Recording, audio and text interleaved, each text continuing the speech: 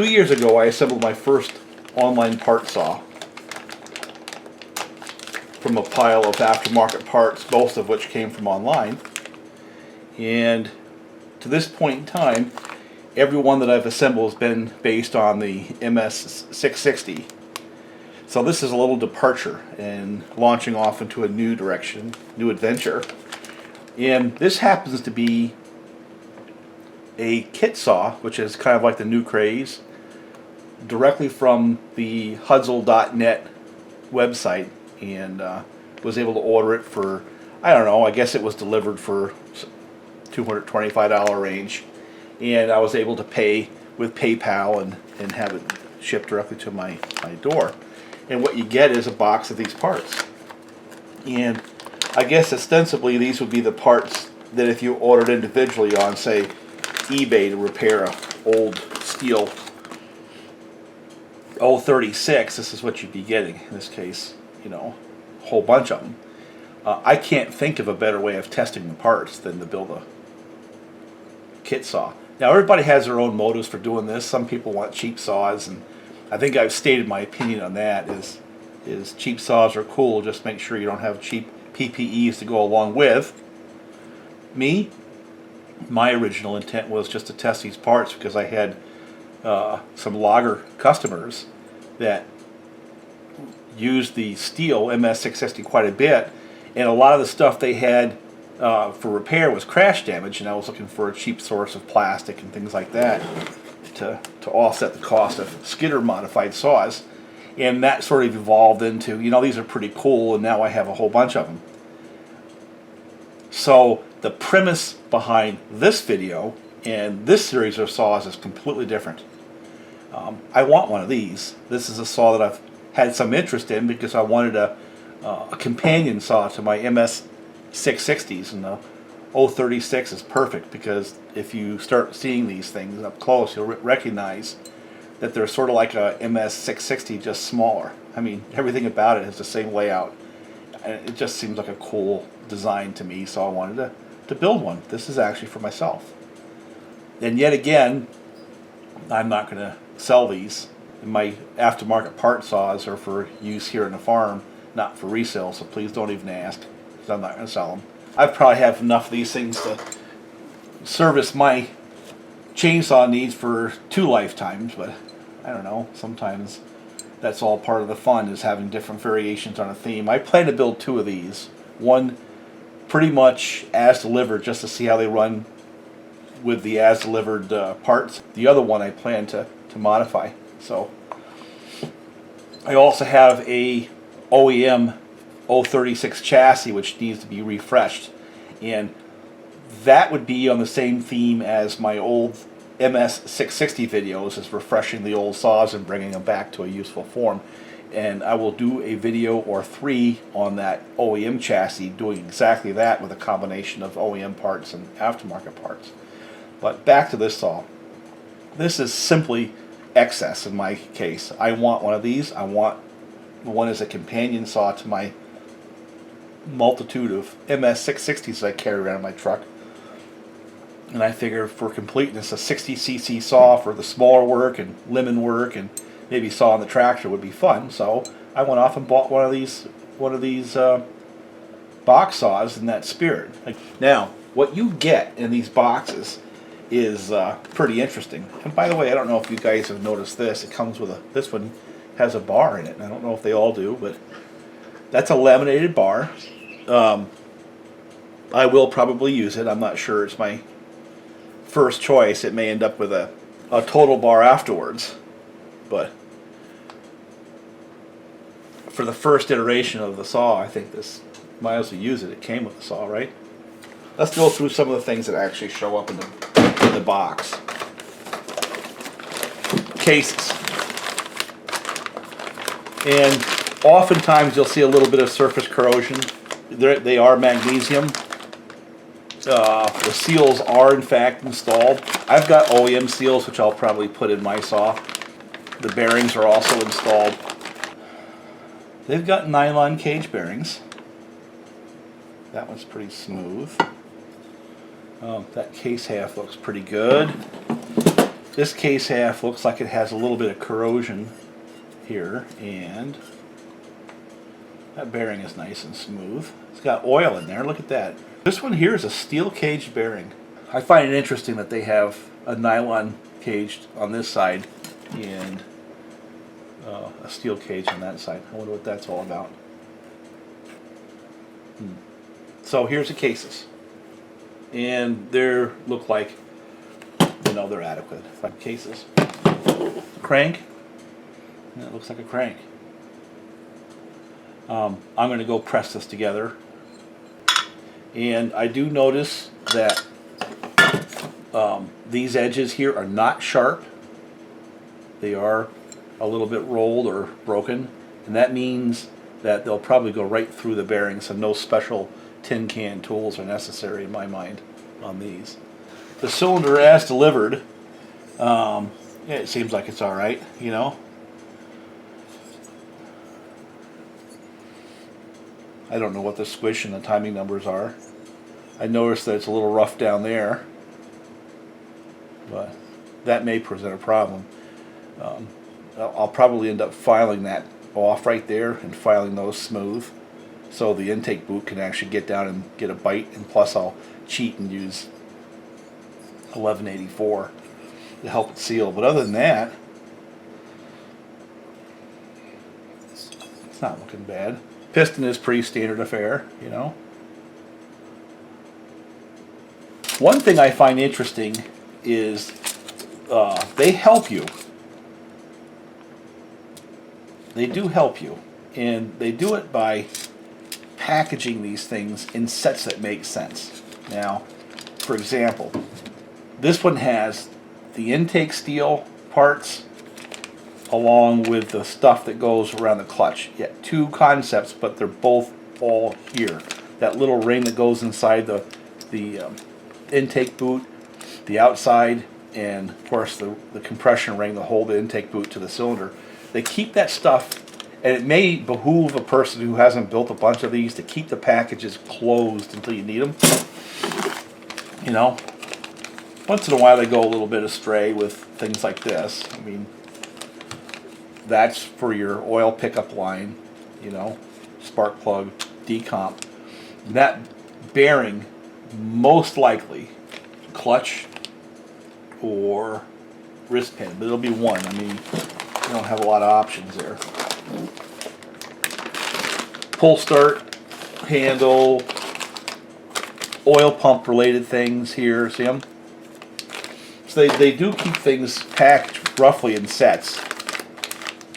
Ignition. The flywheel has its key in a little bag inside that bag, so again, things are packaged in a reasonable sense. But the real key is with the screws. They give you clues because they'll have 2 of these small screws. That's probably for the oil pump. That's probably for the guard that goes on the case right there. So they give you clues by how they have things packaged. So it makes sense to go through, this is for the muffler by the way, it makes sense to go through and at least go through that analysis. These are both muffler, that's my guess. And try to pair up the screws with things that are requiring screws of that size. A little organization by class of parts and then matching up the screws to up front saves you a lot of hassle. One thing I noticed is this carburetor is labeled Zama. What else we have here? Look at that, they have all the mounting stuff packaged in one right here. And that takes a lot of the guesswork away. Alright, let's start with the clutch side. You know, you got people out there who'll take a simple operation and turn it into pulling teeth, you know. And basically, you got to support the thing the proper way, and there's a couple of ways of doing that. This socket right here fits right nicely there. Okay, you're not going to push on that bearing that hard. It's not going hard. And this, I'm going to do this with no change in temperature, just both room temperature. You know, I'm going to do this to prove a point. I don't like pushing on threads. So basically you have just a situation kind of like that and a simple press. Nothing really rocket science here. I recommend warming the cases and the bearing, and I also recommend putting a little oil on the crankshaft.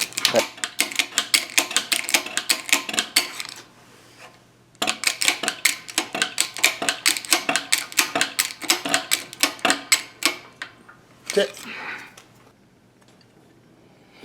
So that's 1/2. It kind of went through as expected. I put a little oil on it, but just basically pressed it straight through. No special tools. And I've said this before. I like putting in my seals after. I may yet do that on this one, but I just kind of want to prove a point. But I'd say the only real special tool that you need to have on these kind of things is in fact a press. I sure wouldn't recommend, you know, doing that operation by hammering. Basically, I'm going to put this on the other side, put the gasket on there. The other point on these cases is, as on a lot of the other steels, the locating pins really need to be on the other half. If you put the locating pins on the clutch side first, you risk literally pushing them through the cases and not actually having them do the locating job because there's no steps on this side. These locating pins, they seat in here. There's stepped holes to hold those pins from going back any further, so you really have to put them in on the flywheel side of the cases. Now I know this is completely unnecessary. There it goes. That's it. No strain or pain. One of these things where a whole lot of aggravations made out of a whole little issue. One of the things I noticed is I don't have that fitting right there for the pulse line. I may have to make something up. It didn't come for some reason. But basically what you have to do is have a fitting, because there's a hose that goes from that fitting under, right, it'd be like this, to this point, to that hole, to this one right here on the carburetor. That's how it's pulsed. This claims to be a Zama, which is interesting. It says it's a Zama C3A. Now, put the flywheel on. The keyway, which is very small, and the flywheel were in the same bag, and this was in a separate one. This is the nut. I'm going to go rattle that on and come back. I just take my air wrench and just wrap it a few times and, you know, get it tight. But if you just rock it forward just a little bit before you tighten that, and then hold on to this, you just gave yourself a degree of advance or so. Alright, so I rattled that on. Husqvarnas of the same size, they want to see 26 foot-pounds. I don't have a spec for steels, but I suspect if a person uses that kind of a number, they won't be far off. I just take my little air wrench and rattle it a couple of times, get about a thread exposed, you know, where it walks up that taper. That's usually good enough. To get my squish, I'm going to use a pair of calipers and a piece of soft solder, and I'm just going to stick it right in there and all the way to the edge. Alright, I have no base gasket in there, and the squish is roughly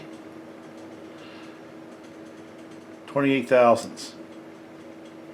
So that's really all I need to see. I really don't care. I'm not going to trim that cylinder, although we could. The next build I think we will. But this saw right here, because of that kind of squish number with no base gasket, tells me that it would run significantly better with that smaller squish without the base gasket. So this is one of those saws where that's actually a strategy that probably makes sense. And there's two parts of the puzzle with doing no base gasket versus trimming a cylinder, you know. obviously whether or not you have a lathe. Yeah, I do. I actually have an arbor that would work perfectly with this cylinder. But, you know, there's all kinds of theory about the different gasket materials. The fact of the matter is, the newer products, kind of like the 3-bond, you know, they actually might seal better in some situations than the paper counterparts. You know that? But the reason why I don't mind doing a no base gasket build on this is simply how wide that flange is. It's a lot of area. So, alright, let me finish this up for this video. What I did was, on this cylinder here, the parting line had these, this flashing. So I just took a flat file and took the flashing off this part of the port, and I matched that with the boot. Okay, so really minimal changes. Did most of that with a file. Used just simply this to take the flashing off. And I did use a die grinder to clean the inside, but you could do it with a file. Basically the idea was to have it so that the inside diameter of the intake pipe matches the intake port on the cylinder. That's about it. So that's about ready to go on. Cleaned it all up, broke the edges on the inside of these to make sure that they're nice and, you know, they're not going to snag a ring. When I put on the top ends, is I sort of size up the situation to see which sides I have the most access on with the piston. In this case, it's easier for me to work to this side. So when I put in the ring, when I put in the wrist pin clip, I want to work from the flywheel side. So what I'll do is, before I start, I'll put this clip in first, and then I'll put the wrist pin on second, and then I'll put on this wrist pin clip last, because now it's accessible, before I put the top end on. So the other thing is these Chinese ones have got a fairly large protrusion right there to grab onto. That makes it easy to work on, but there's more mass there, and at high RPMs that might tend to want to open those, or actually squeeze those rings a little bit, maybe work them out. I've never had one do it. It's theoretical. People claim that they've had it happen.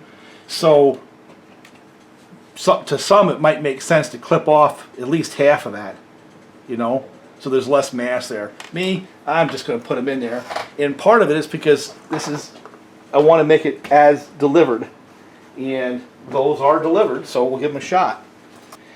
And yet again, I'm going to do a no base gasket build on this one because of the really wide,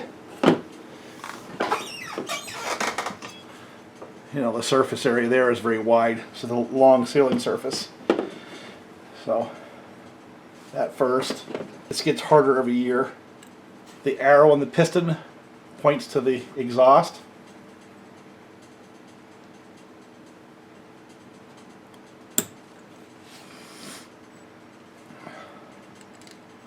And I'll take that tab and turn it either to the very top. And the idea is when it goes to the top and accelerates down, I tend to want to spread that ring inside the slot, but when it gets to the bottom and accelerates up, it'll tend to want to open it, you know, so you got to choose your poison. So, but either to the top or to the bottom, you got to have that clip for best success. And notice again, I put it on this side because I have more access to the flywheel side. Wrist pin goes next. Of course, you got the wrist pin bearing. I put a drop of oil on that. Already have. You know, just put a little bit of oil on those. I don't like anything going together dry. All right.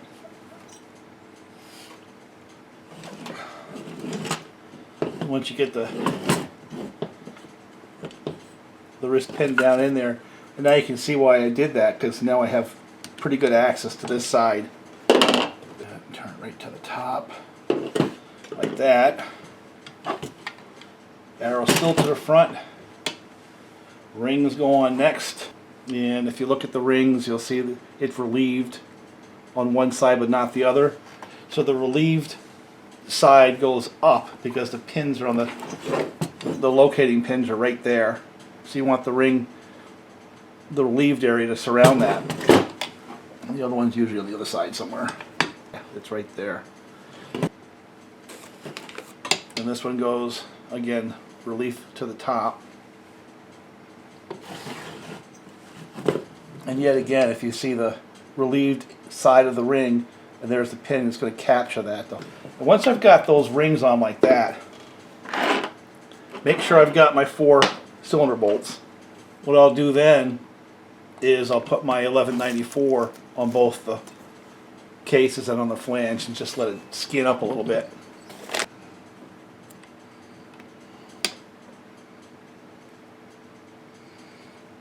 Usually it doesn't take a whole lot, but I'm a little more generous when it's going to be the gasket all by itself than I would be if I was putting the gasket on. Yeah, it'll squeeze off. It'll squeeze off into the crankcase, but that's alright. And I want to make sure it's bonding. I kind of prefer to let it sit for a little bit. And once it's skinned up, then I put the cylinder on. And the way that happens is kind of a time-honored way. I've done this a bunch of times on here. Kind of make sure those rings set in those locating pins. Very important to make sure the rings have the right side up. Like I said, the relieved section goes to the top so they can capture and surround those locating pins. And then, you know, once you get there, squeeze it on. There you go. So you got the 4 screws in, then set it down. What I do is I get them down close, then back off just a little bit.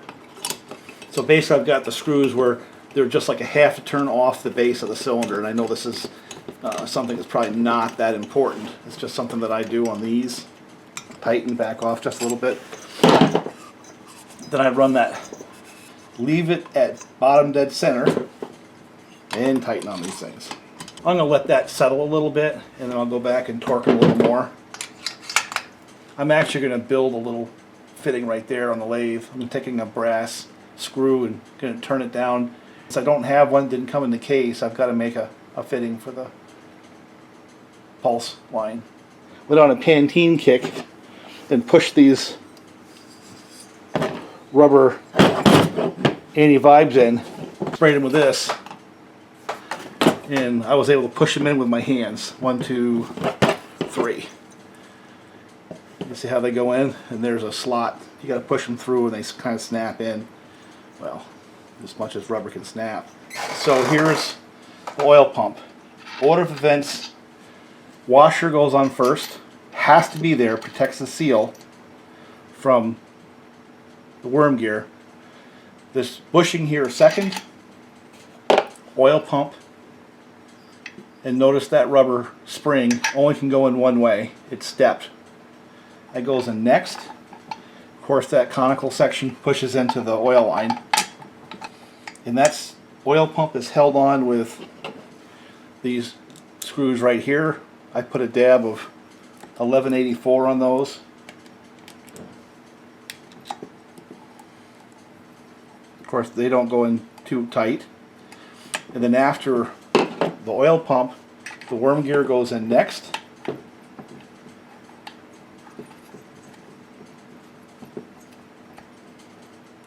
Like that.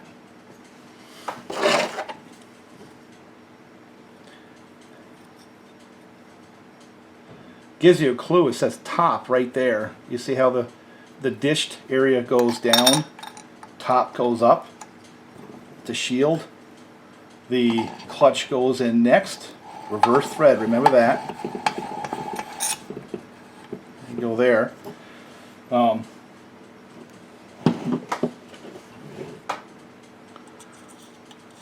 Roller bearing, clutch drum, that notch captures the wire on the worm gear. That goes in next. Now, the muffler. In that same package of metal parts, you have this heat shield, and it's also sort of a guide. You get 2 gaskets, one at each side. Okay? and then this whole assembly goes on like this, and sometimes it can be a little awkward. Just start it that way. Because once you have that on and put the cover on, you can't get to them again. So make sure they're pretty tight. Now, once you have that assembly on, everything lines up pretty nicely, doesn't it? Now that front plate goes on like this. 2 short screws go up there on top like that. Now these shorter screws, there's 2 of them in a pack. They go down at the bottom.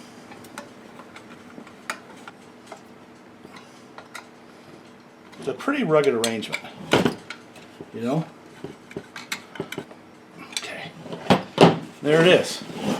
Heat shield, 2 gaskets, muffler, and I think that's going to stay right where it is. And washer, bushing, oil pump, worm gear, shield, clutch. Work your way to the top. Part 1 is over. Part 2 will put the handle and carburetor on, and if it's easy, then we'll also get it fired up on part 2. If not, we'll use part 3 to get it up and tuned and running. But there you go. Part 1 is done.